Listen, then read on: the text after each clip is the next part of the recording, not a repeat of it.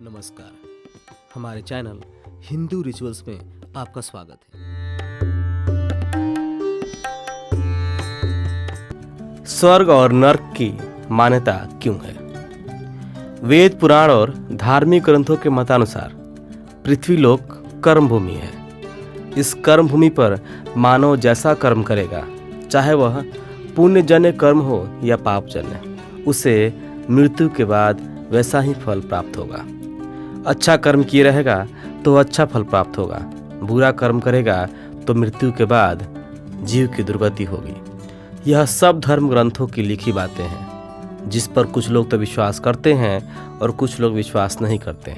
वे प्रमाण मांगते हैं कि मरने के बाद कैसे स्वर्ग और नर्क की प्राप्ति होती है, प्रमाणित करके दिखाओ। उनका कथन हद तक सही भी है कि उन चीज़ों का हमें ज्ञान ही नहीं, उन पर कैसे विश्वास कर लें। प्राचीन काल से ही लोग कहते आ रहे हैं कि आंखों देखी बात को ही सत्य मानना चाहिए, लेकिन कलयुग में स्वयं उसने अन्य युगों से कहा है कि मेरे युग में अन्य युगों की तरह अगले जन्म का कोई चक्कर ही नहीं रहेगा।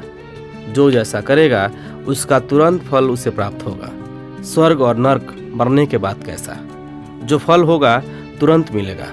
परिश्रम करोगे तो धनवान बनोगे, संतों की संगत करोगे तो सम्मान प्राप्त करोगे, किसी का धन छीनोगे तो कोई तुम्हारे घर में डाका डाल देगा, चोरी करके तुम्हारा धन असबाब उठा ले जाएगा, किसी का कत्ल करोगे तो उसके भाई बंधु तुम्हें या तुम्हारे परिवार वालों को मार डालेंगे। और ऐसा ही हो रहा है। प्रमाण की कोई आवश्यकता नहीं।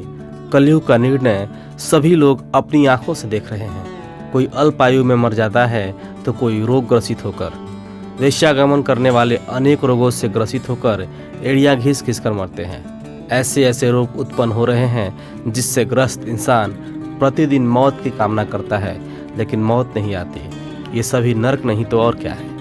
और जो हर प्रकार से संपन्न है वह स्वर्ग समान सुख का उपभोग कर रहा है। जिस स्वर्ग और नर्क की लोग कल्पना करते हैं वह यहीं पृथ्वी पर ही है। मरने के बाद पंच तत्वों से बना शरीर पुनः पंच तत्वों में विलीन हो जाता है, अर्थात शरीर का जो भाग जिससे बना था उसी में जाकर मिल जाता है।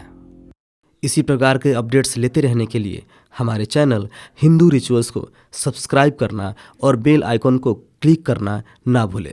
धन्यवाद।